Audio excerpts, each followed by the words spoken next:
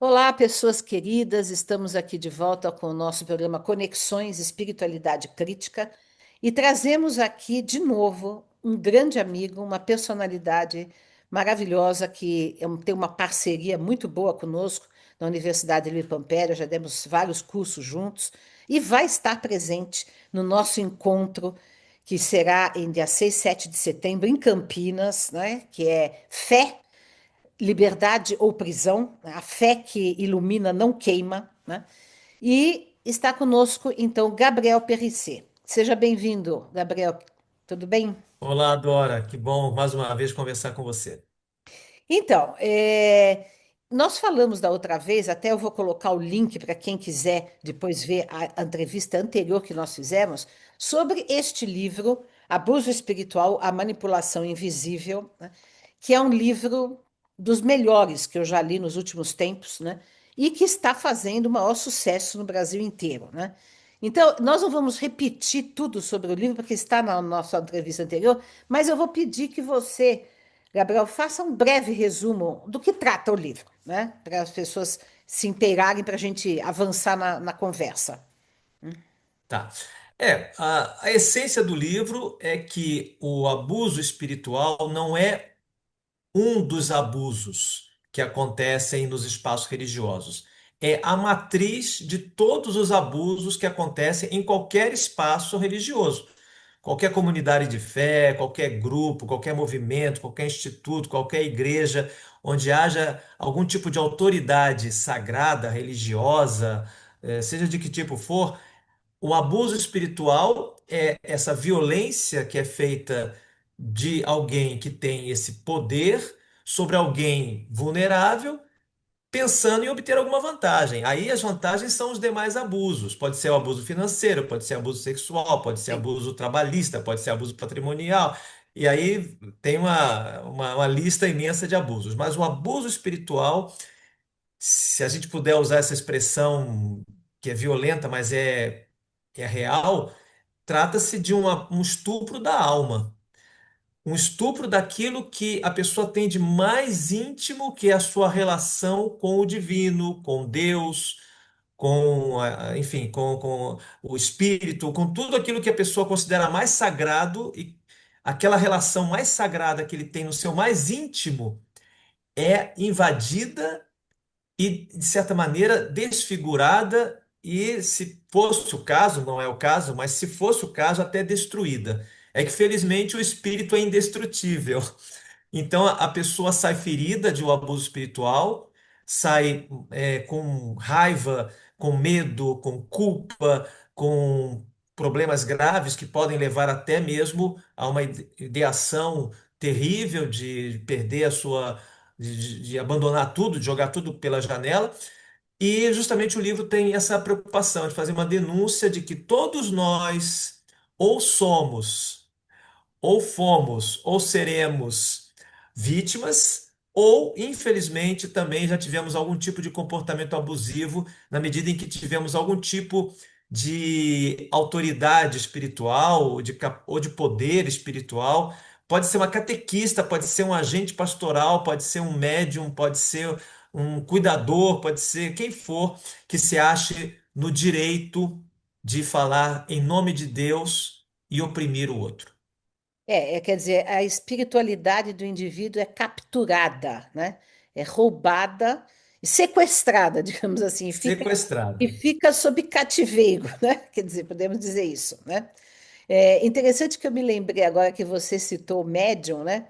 Eu me lembrei que eu já acho que eu falei aqui em algum lugar que aos 16 anos de idade eu publiquei meu primeiro artigo, né, no movimento espírita, na Revista Internacional de Espiritismo, que aliás esse ano está completando 100 anos, né? E sabe qual foi o tema? Idolatria mediúnica, em que eu colocava os perigos de a gente idolatrar os médiuns, de se sujeitar, etc. Olha só como a gente caminha, né? Junto, isso daí eu tinha 16 anos de idade e eu já era médium, né? E estava assustada porque as pessoas, né, começaram, nossa, tão jovem, já fazendo palestras, já escrevendo artigos, já sendo médium, não sei o quê, papapá. E eu fiquei assustada, falei, nossa, eu não quero isso para mim, né? e aí de ser idolatrada, ser venerada, etc., que isso é um exercício de um poder tal. E eu escrevi esse primeiro artigo, olha só, preciso localizar isso para depois até. Esse, Né? esse é um artigo contra o abuso espiritual. Exato, exato, exato, exatamente. Bom, então, e aí como é que está sendo isso que nós vamos falar um pouco aqui hoje? Como é que está Tá. sendo, que parece que eu tenho acompanhado, que está sendo fantástica, essa repercussão do livro, né?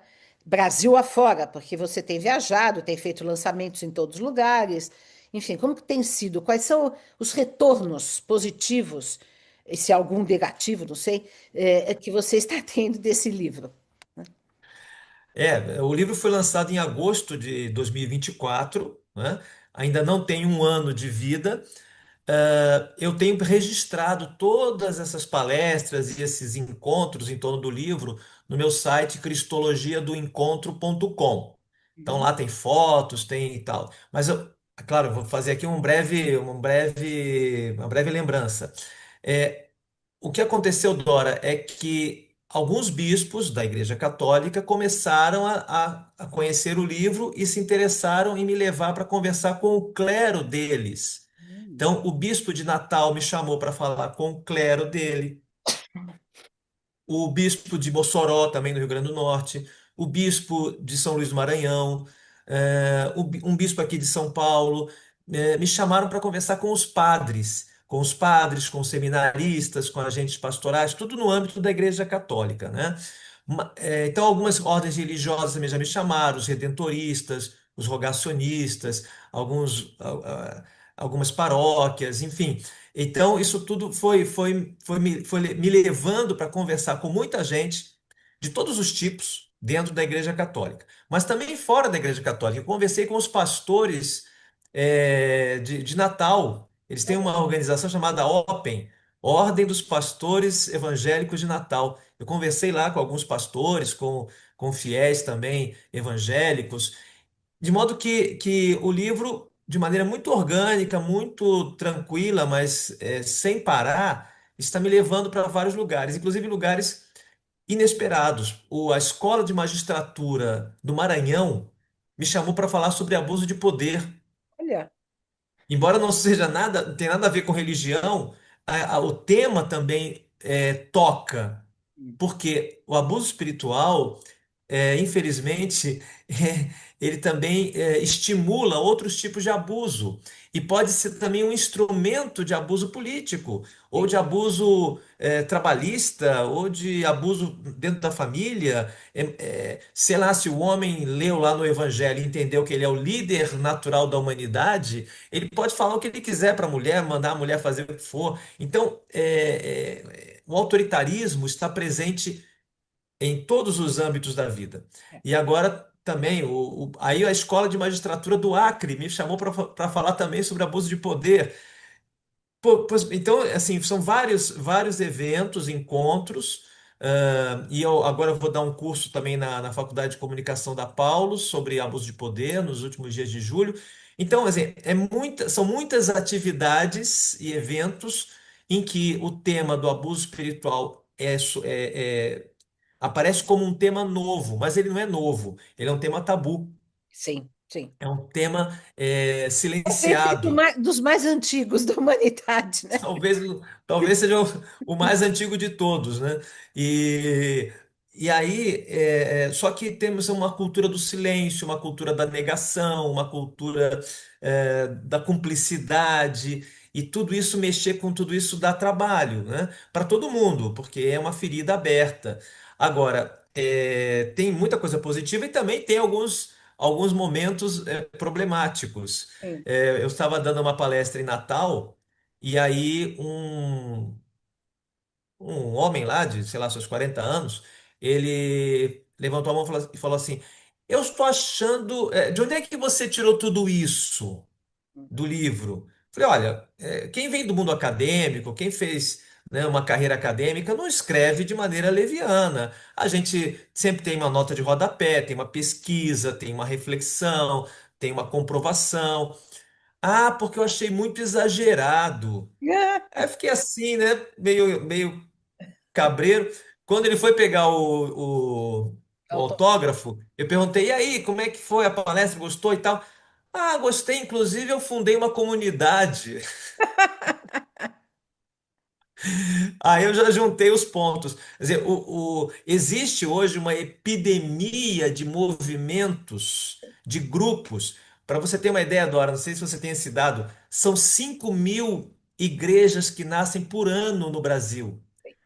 É CNPJ, mas não é só CNPJ, é um empreendimento pessoal. Eu falo, a minha igreja. E quem entra na minha igreja tem que seguir essas regras. E quem entra na minha igreja tem que ler a Bíblia desta maneira. Aí você tem fundamentalismo, risco de fanatismo, de controle da conduta do outro. Aí sobe a cabeça que o cara tem uma igreja, ele já acha que está ouvindo Deus o tempo todo e que aí ele sabe qual é o casamento que vai dar certo, o que que tem que fazer, né? Outro dia uma moça pertencente a uma dessas igrejas, ela é psicóloga. Ela se convenceu de que ser psicóloga não era a vontade de Deus, porque pelas regras profissionais e éticas da psicologia, ela não poderia levar ninguém à fé. E como ela não pode levar ninguém à fé, Deus não quer que ela seja psicóloga. Aí ela faz um vídeo cortando a carteirinha dela de sócia enfim, percebe quer dizer, a destruição que isso vai operando na vida das pessoas? E na De modo que a gente, sociedade, né? Destruição da sociedade, né? da sociedade. Quer dizer, eu começo a achar que abuso espiritual, Dora, é um problema de saúde pública. Já Exato. não é, já não é assim uma questão teológica, já é uma questão de saúde pública. É. Não, e assim, fora você citou as igrejas que nascem, mas também tem os grupos, né, de espiritualistas, de tudo quanto é cor, né? Quer dizer, coisas assim, estapafúrdias, que não tem nenhuma base, né? Quer dizer, as igrejas, elas se ligam a uma interpretação, muitas vezes, fundamentalista da Bíblia, mas esses outros grupos são coisas assim, aleatórias, né? E que são gurus, né? Que também praticam esse tipo de abuso, tem de monte também, né? A gente vê isso. E agora, a moda agora é o batismo do empreendedorismo. Ave Maria. É o batismo coaching. São os coaches também, os coaches hoje tem, são os abusadores também, né? Nesse sentido. Então, olha só, Dora, olha como esse problema está ganhando uma dimensão assim, assustadora. Mistura educação, política, religião, manipulação psicológica, olha, machismo, E anticiência fundamentalismo, também, anticiência também, né?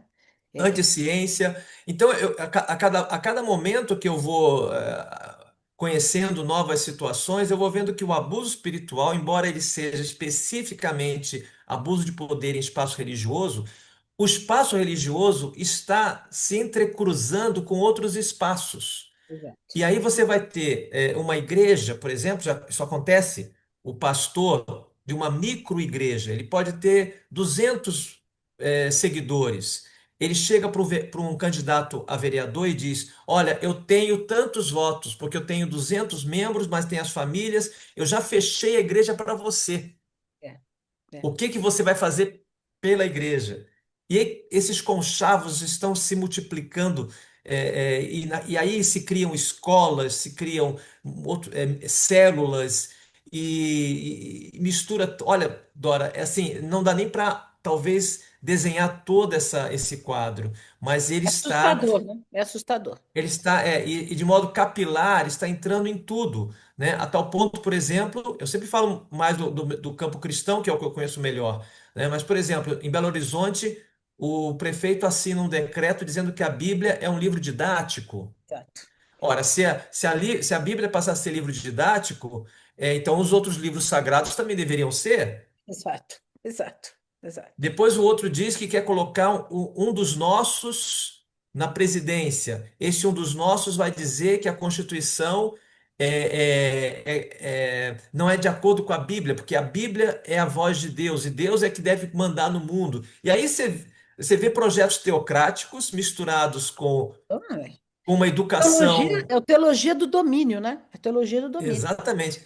Então, é um projeto teocrático misturado com uma pedagogia teocrática, com uma política teocrática, e o que que nós vamos Não, e fazer? é aquilo que eu também já fiz aqui, até uma live sobre isso, as cultos evangélicos nas universidades, com centenas Ah, de foi. alunos, Eu li seu.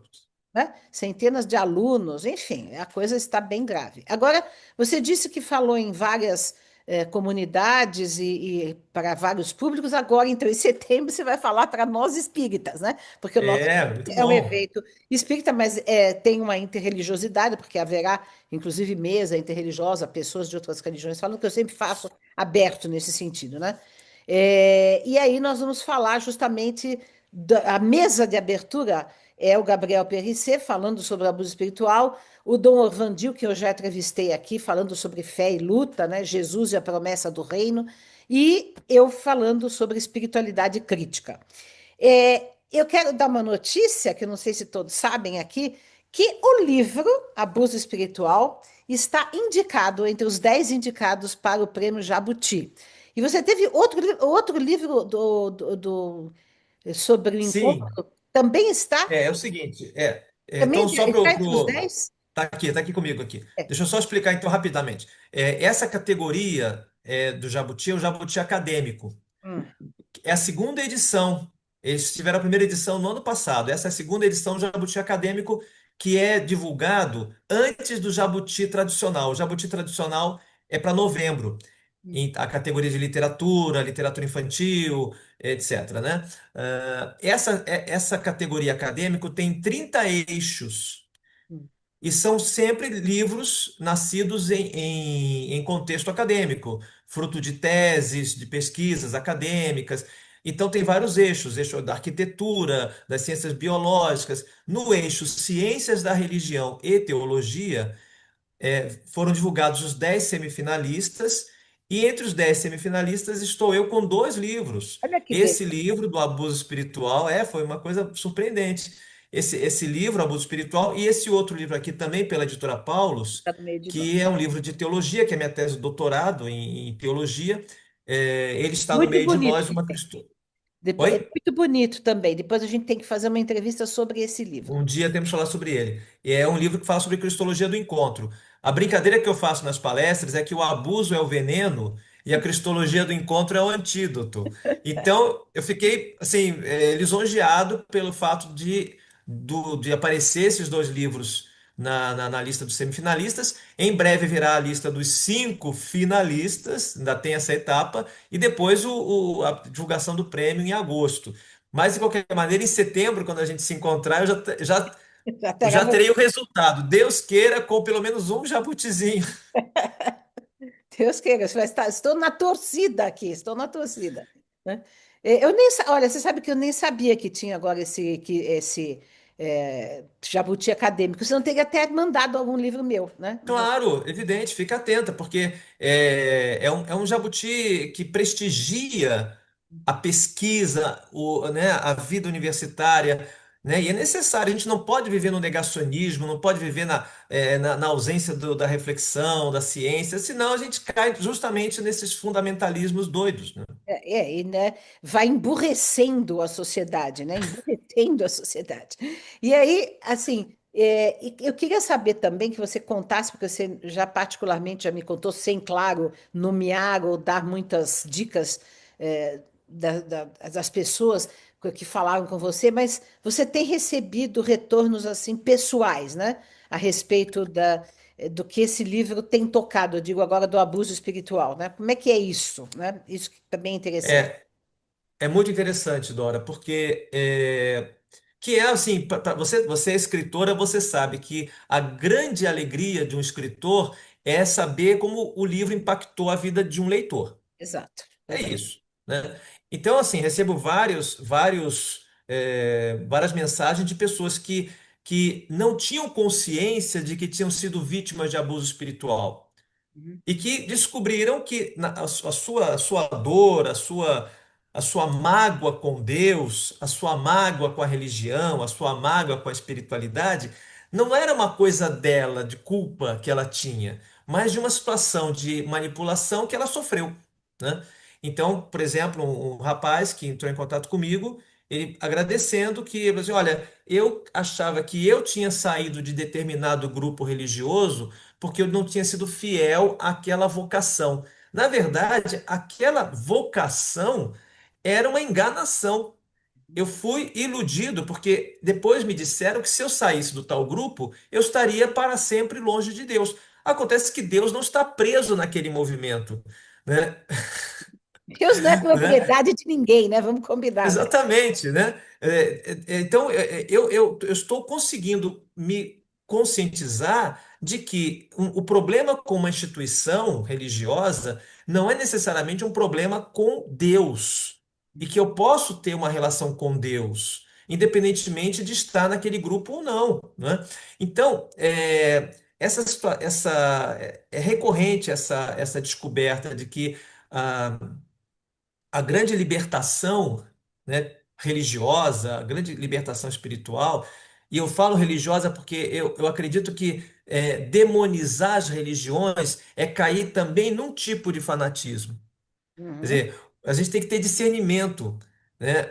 Uma religião não é necessariamente opressora até mesmo uma seita que é uma parcela, a seita é um segmento, a seita é uma escolha também. Quer dizer, mesmo uma seita, ela não precisa ser necessariamente uma seita destrutiva. Ela pode ser um tanto unilateral, pode ter suas, né? Mas todas as religiões têm suas patologias, né? Todas as igrejas têm suas eclesiopatias, todos os grupos têm as suas neuroses. Então, a gente não pode também ser tão rigorista e tão purista a ponto de começar a fazer exatamente aquilo que fazem com a gente. Né? Quando eu terminei de escrever essa minha tese de doutorado sobre cristologia, alguém perguntou: o que você vai fazer agora? Eu falei: ué, fundar uma igreja. O que eu posso fazer? Ou então a tentação que eu tenho é de fundar uma seita anti-seitas e com isso praticar um fanatismo antifanático. Só que isso é repisar o problema. Eu acho que o mais importante hoje, Dora, na minha opinião, é que nós consigamos olhar para dentro de nós e perceber que nós temos uma vítima pedindo, pedindo para ser controlada e temos um abusador farejando alguém para controlar. Então nós precisamos de uma cura. Existe o autoabuso, existe o abuso inconsciente. A gente pode, por uma questão até cultural, achar que tem, né, autoridade para falar isso ou aquilo. Isso acontece até com um pai, com uma mãe, que podem atuar sobre os filhos de maneira autoritária. Então, assim, é muito importante não ocupar o lugar do opressor, nem tampouco o lugar do oprimido. Lembrando que às vezes o oprimido tem um opressor dentro de si Sim. pronto para agir. Exato, exato, né? E aí o que acontece? E isso pode acontecer em qualquer situação, né? Porque tem em grupos acadêmicos, em grupos políticos, em grupos ideológicos, né? Em todos os ramos da. Por isso que eu sou anarquista, né?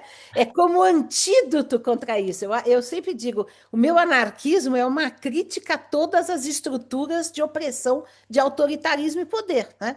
Porque exatamente a gente tem que estar sempre prevenido, sempre alerta em relação a isso, porque facilmente a gente embarca, né? Ou como aquele que quer venerar o outro, que quer, porque a vítima é aquele que quer se entregar, né? Não quer responsabilidade pela própria vida. E o opressor é aquele que quer controlar, né?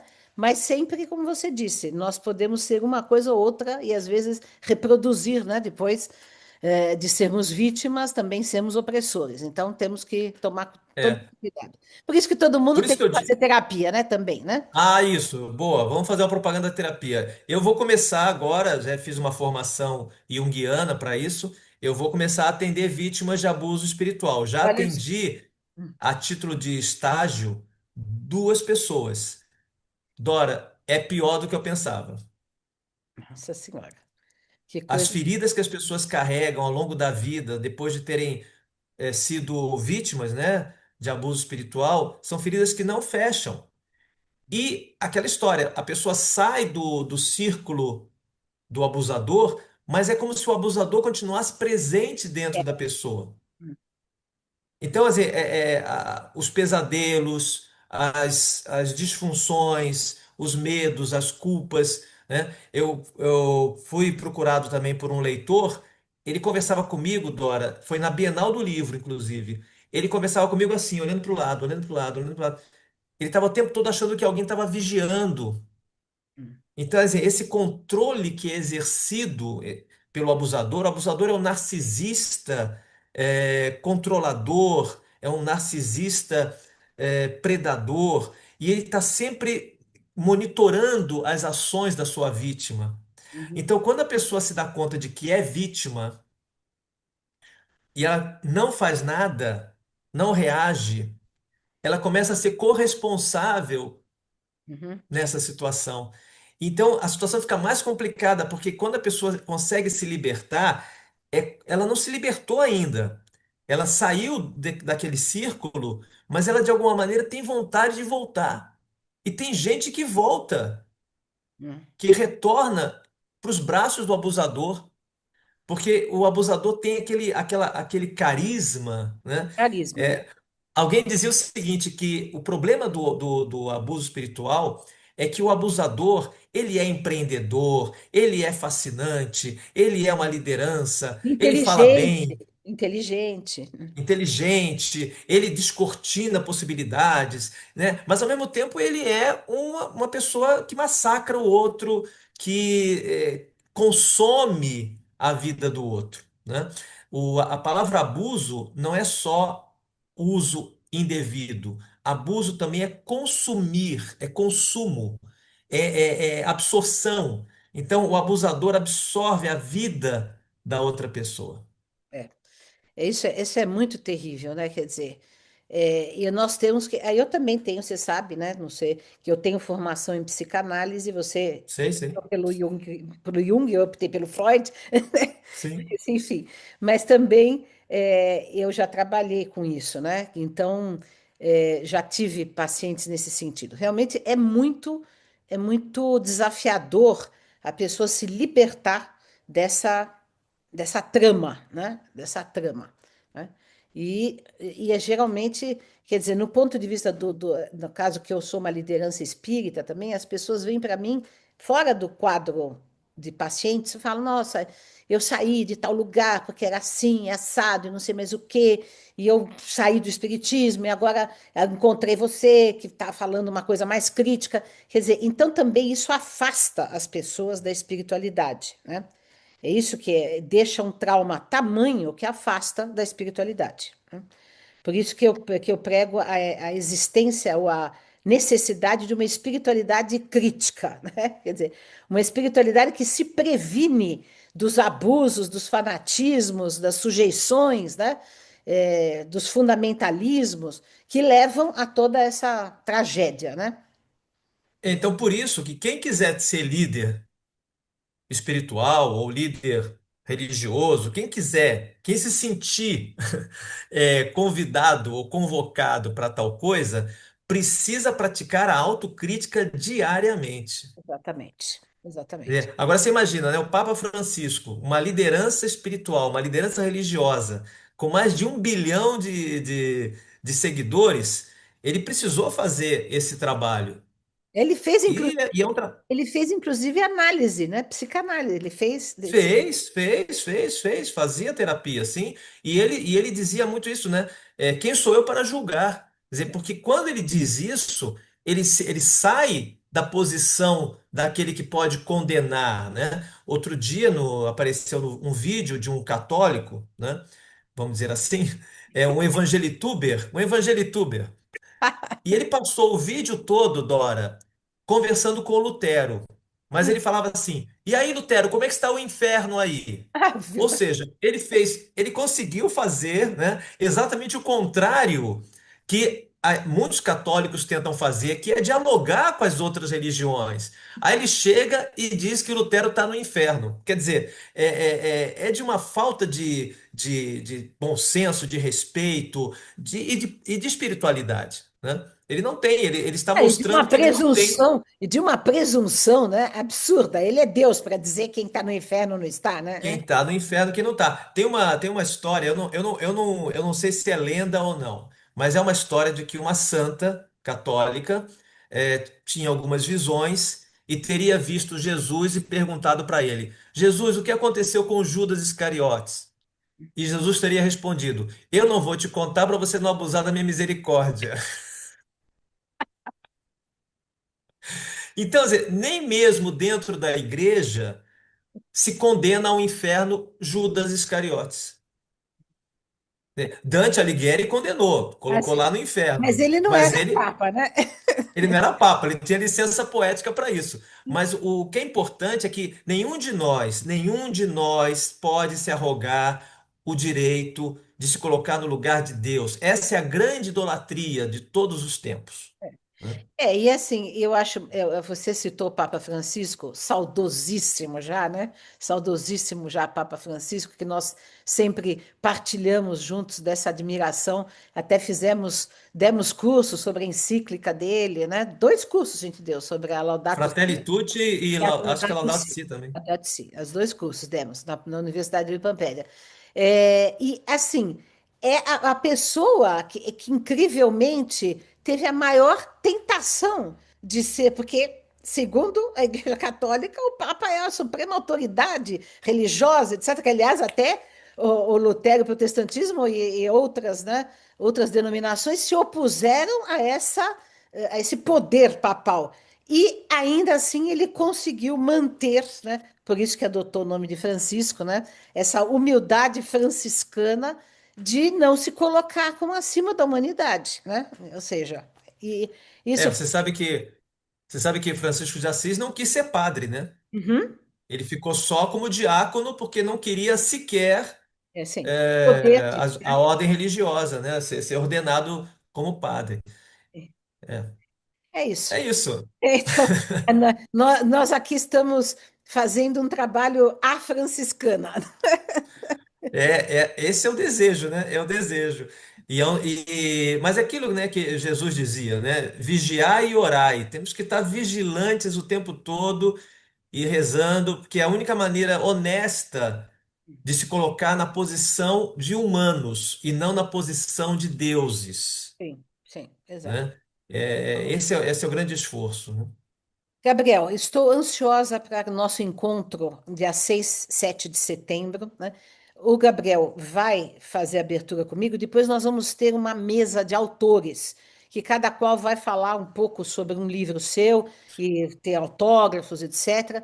Então, se vocês quiserem participar desse encontro, que será magnífico, o link para inscrição está aqui embaixo, né? E aí vai ter também almoço, café da manhã, café da tarde, café da manhã no dia seguinte, enfim, e é um espaço muito bonito, muito bom, né, lá em Campinas. Então, espero te abraçar em breve, querido Gabriel. Um grande Sim, abraço. querida Dora, caríssima Dora, Lembrando o nosso querido Jean Lawande, que chama. nosso caríssimo Jean Lawande, sempre presente em nossas conversas. Então, tá bom. Um grande abraço por aqui e a gente se fala, tá bom? Tá bom, Dora, obrigado por mais essa oportunidade. Até mais.